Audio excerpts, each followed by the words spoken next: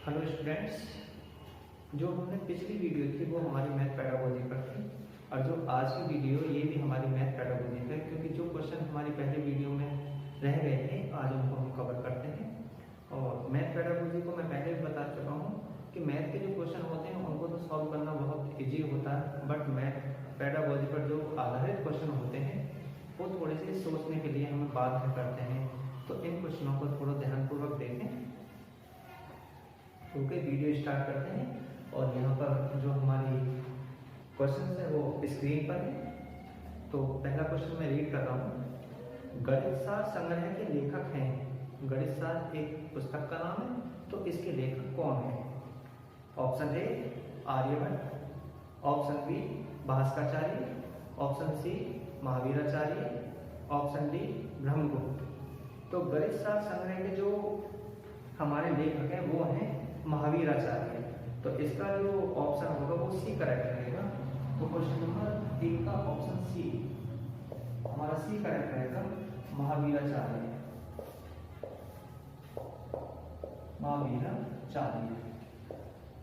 महावीराचार्य ने गणित सार संग्रह पुस्तक का रचना की है। सबसे इंपोर्टेंट क्वेश्चन है, जीरो की खोज किसने की थी? जीरो की खोज किसने की थी? शून्य की। ऑप्शन ए आर्यभट्ट ने, ऑप्शन बी बरामीर ने, ऑप्शन सी ब्रह्मगुप्त ने, ऑप्शन डी पाणिनि ने। तो जीरो की खोज की थी ये हमारे आर्यभट्ट जी ने की थी। तो क्वेश्चन नंबर 2 का जो ऑप्शन होगा वो ए करेक्ट रहेगा। क्वेश्चन नंबर 2 का ऑप्शन ए करेक्ट रहेगा, आर्यभट्ट।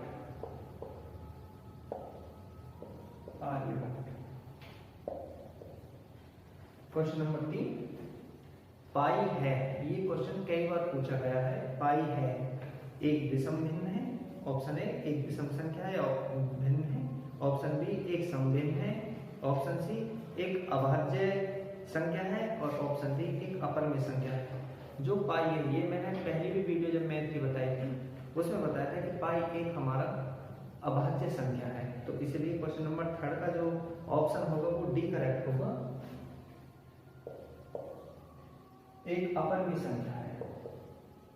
एक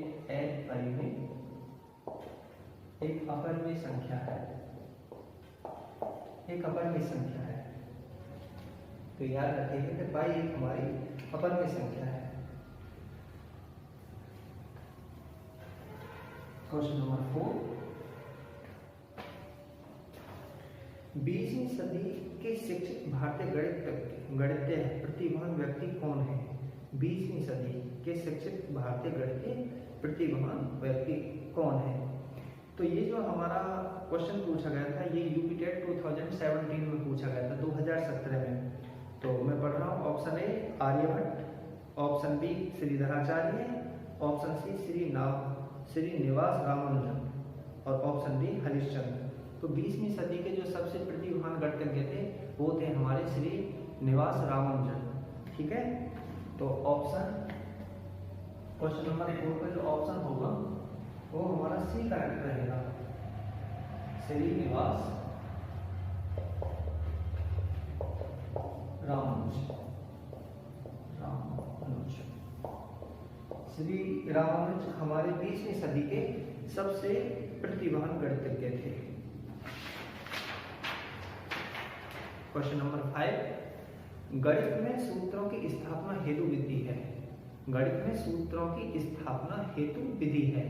जो गणित में हम सूत्रों की स्थापना करते हैं तो वो किस विधि के द्वारा करते हैं? ऑप्शन ए निगमन विधि, ऑप्शन बी योजना विधि, ऑप्शन सी संश्लेषण विधि और ऑप्शन डी इनमें से कोई नहीं।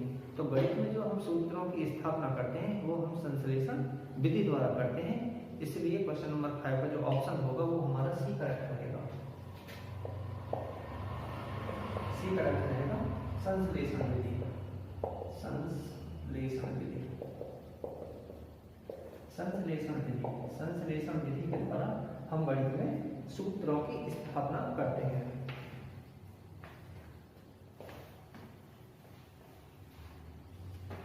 क्वेश्चन नंबर 6, गणित शिक्षण की स्वयं सिद्ध विधि में कौन सी विधि सम्मिलित नहीं है? गणित शिक्षण की स्वयं सिद्ध विधि में कौन सी विधि सम्मिलित नहीं, यानी कि गणित शिक्षण में जो विधि सिद्ध की गई है, तो यहाँ पे ये पूछा गया कि इनमें कौन सी सम्मिलित नहीं है, कौन सी इंक्लूड नहीं की गई है। ऑप्शन ए यूक्लिड विधि, ऑप्शन बी गैर यूक्लिड विधि, ऑप्शन सी अनुवांशिक विधि और ऑप्शन डी औपचारिक स्वयं सिद्ध विधि। तो देखो गणित शिक्षण का मतलब है यूक्लिड एक मैथमेटिशियन हुए थे, तो उनकी विधि भी है। गैर यूक्लिड विधि ये भी हो सकती है।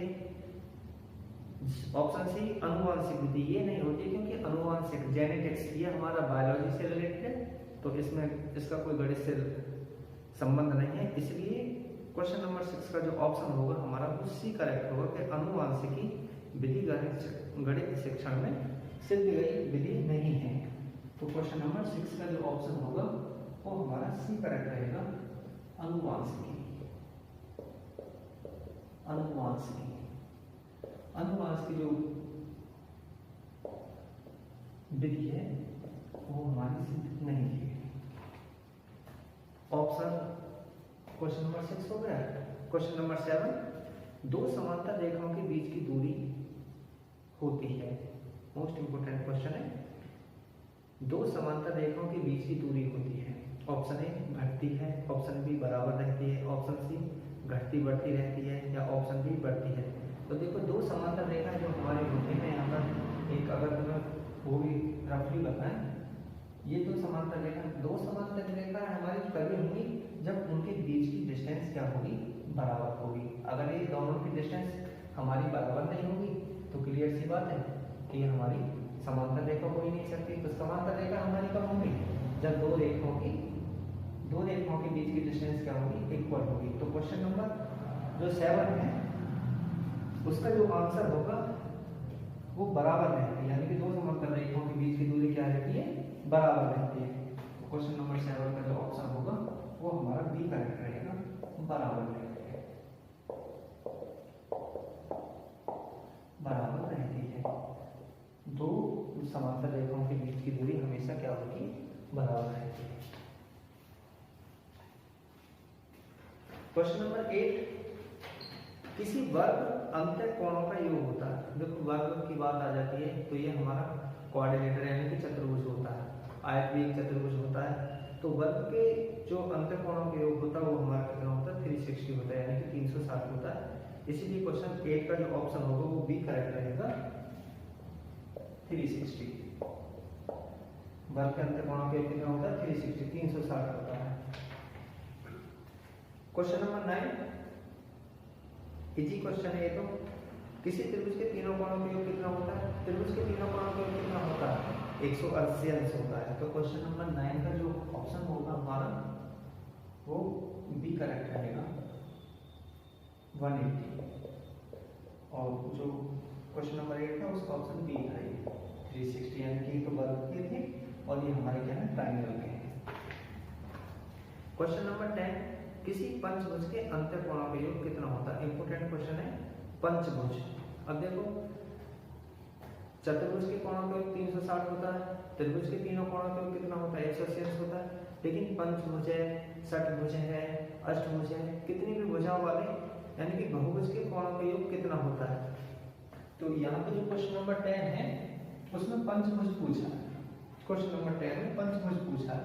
तो मैं आपको एक फॉर्मूला बताता हूँ कि पंचभुज हो या षटभुज हो या अष्टभुज हो, कितने भी भुजाओं वाला बहुभुज हो उसके अंतःकोणों का योग कैसे निकालते हैं।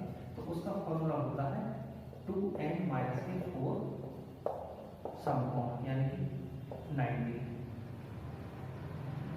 2n-4 गुणा 90, जहां n क्या हमारी भुजाओं की संख्या है। अब जैसे क्वेश्चन नंबर 10 में हमसे क्या पूछा है, पंचभुज, तो n का मान यहाँ पे क्या हुआ 5, तो 2 गुणा 5 - 4 गुणा 90, तो 5 2 कितने हो गए 10, 4 गुणा 90 और 10 में से 6 4 गए तो 6 गुणा 90 और जब इसमें इसकी मल्टीप्लाई करेंगे तो 540 यानी कि 540। तो पंचभुज के अंतःकोणों का योग कितना होता है, 540 होता है। आप षटभुज का भी निकाल सकते हो। अगर चलो पहले इसके देख लेते हैं। क्वेश्चन नंबर 10 का जो ऑप्शन होगा वो कितना होगा 540 होगा, यानी कि ऑप्शन सी करेक्ट रहेगा। किसी भी पंचभुज के अंतःकोणों का जो योग होता है वो कितना होता है 540। तो ऑप्शन इसका सी करेक्ट रहेगा। मैं इसका फॉर्मूला लिख देता हूँ 2n-4 गुणा 90 बहुभुज की। अब जैसे कि यहाँ पर हम रफली बता मैं आपको कि हमें भाई अष्टभुज के अष्टभुज ये अपनी तरफ से देते हैं। अष्टभुज के अंतःकोणों का योग निकालना, अंतःकोणों का योग निकालना, अंतःकोणों का योग निकालना। तो कैसे निकालेंगे? अगर हम n की जगह क्या ले लेंगे 8, तो 2 × 8 - 4 गुणा 90 और 8 2 या 16 4 और गुणा 90 और 16 में से 4 तो 12 बचे और गुणा 90 12 नंबर 108। तो 1080 यानी कि अष्टभुज के जो अंतःकोणों का योग होगा वो कितना होगा 1080। तो इस फॉर्मूले के द्वारा मैंने यहाँ पे लिख दिया है, ठीक है ना। इस फॉर्मूला के द्वारा जितना भी हमसे पूछा जाए, कोई जरूरी नहीं है कि पंचभुज ही पूछे या अष्टभुज ही पूछे, कुछ भी पूछ सकता है, षटभुज भी पूछ सकता है। तो षटभुज पूछेगा तो n की जगह हम कितना रख देंगे 6 रख देंगे। तो ये फॉर्मूला आप नोट कर लीजिएगा, ठीक है।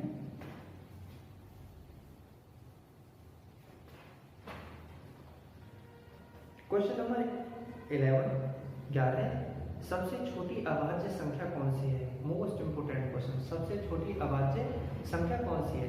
तो सबसे पहले तो हमें ये पता होना चाहिए कि अभाज्य संख्या होती कौन सी है। अभाज्य संख्या वे संख्या होती हैं जो स्वयं से विभाजित होती हैं, एक को छोड़कर जो संख्या स्वयं से विभाजित होती है उन्हें क्या बोलते हैं? अभाज्य संख्या बोलते हैं। तो एक तो होगा नहीं, तो 2, तो इसमें सबसे जो छोटी संख्या अभाज्य संख्या होगी वो क्या होगी 2 होगी। तो क्वेश्चन नंबर 11 का जो ऑप्शन होगा हमारा वो बी का रहेगा। 2 हमारी सबसे छोटी अभाज्य संख्या है। अब इसी से क्वेश्चन और बन जाता है, आप वीडियो में सुन लीजिए, इसको पॉज करके भी क्वेश्चन बना सकते हैं कि सबसे छोटी समअभाज्य संख्या कौन सी है। अब सम एक ही होती है, ओनली टू हमारी सम भी है और अभाज्य संख्या भी है। तो अगर हमसे पूछा जाए कि समअभाज्य संख्या कौन सी है तो ओनली 2। तीसरा क्वेश्चन भी हमारा ये बन सकता है कि समअभाज्य संख्याएं कितनी होती हैं, समअभाज्य संख्याएं कितनी हो सकती हैं। मैं ये कह रहा हूं कि वीडियो को पॉज करके ये क्वेश्चन आप नोट कर लें। क्या है कि समअभाज्य संख्याएं कितनी होती हैं। तो सम हमारे पास ओनली एक ही संख्या होती है 2, इसलिए समअभाज्य संख्याएं ओनली 1 होती है, ठीक है ना। तो इससे 3 क्वेश्चन बन जाते हैं, तो ये किसी ना किसी रूप में पूछ लिया जाता है। तो question number 11 most important question है। क्वेश्चन नंबर 12 विभाजनी का प्रयोग किया जाता है, विभाजनी डिवाइड का प्रयोग किया जाता है। ऑप्शन ए कोण बनाने में, ऑप्शन बी त्रिभुज बनाने में, ऑप्शन सी रेखाखंड की लंबाई ज्ञात करने में, या ऑप्शन डी आयत बनाने में। देखो विभाजन का मतलब होता है डिवाइड करना किसी चीज को। तो यहाँ पर क्लियर सी बात है कि हम रेखाखंड को डिवाइड कर सकते हैं, उसको विभाजित कर सकते हैं। तो क्वेश्चन नंबर 12 का जो हमारा ऑप्शन होगा वो सी करेक्ट रहेगा। रेखाखंड की लंबाई ज्ञात करने में हम विभाजन का क्या करते हैं प्रयोग करते हैं। क्वेश्चन 12 का जो हमारा ऑप्शन होगा वो सी होगा, रेखाखंड की लंबाई, रेखाखंड की लंबाई ज्ञात करने में हम विभाजनी का क्या करते हैं प्रयोग करते हैं। क्वेश्चन नंबर 30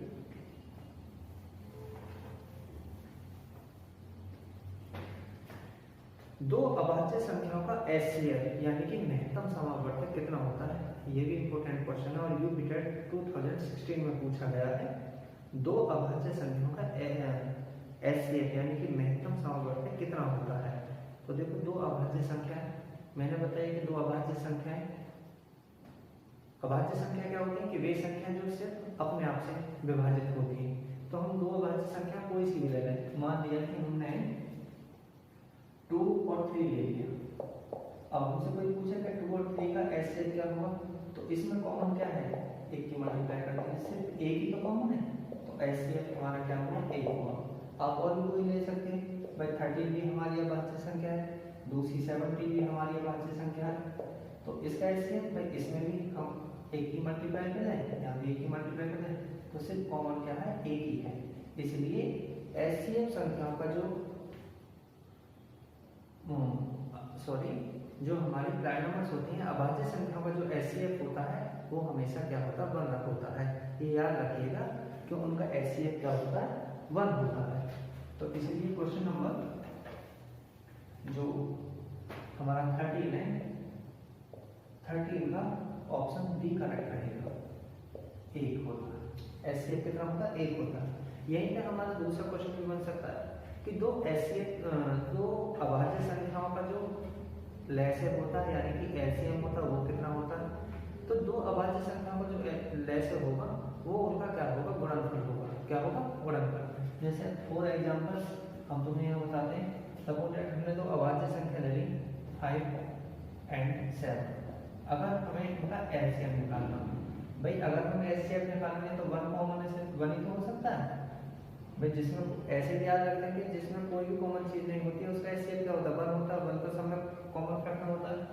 अब हम यहाँ पे एलसीएम की बात करते हैं, तो इनका एलसीएम क्या होगा, 5 × 7 दैट मींस 35। तो जो हमारी प्राइम नंबर्स होती हैं, जो अभाज्य संख्या होती है, उनका लैसे हमेशा उनका प्रोडक्ट होता है यानी कि उनका गुणनफल होता है, लेकिन एचसीएफ हमारा क्या होता है, 1 होता है, जो मैंने क्वेश्चन नंबर तुम्हें 13 में बताया है।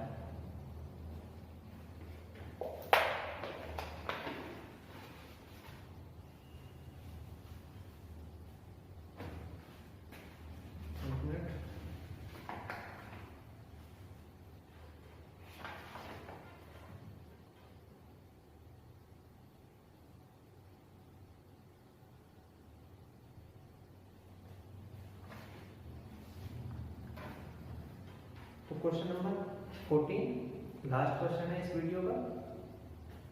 दो दशमलव संख्याओं पर योग की संकल्पना को बढ़ाने के लिए निम्नलिखित में से शिक्षण अधिगम का कौन सा साधन सर्वाधिक है।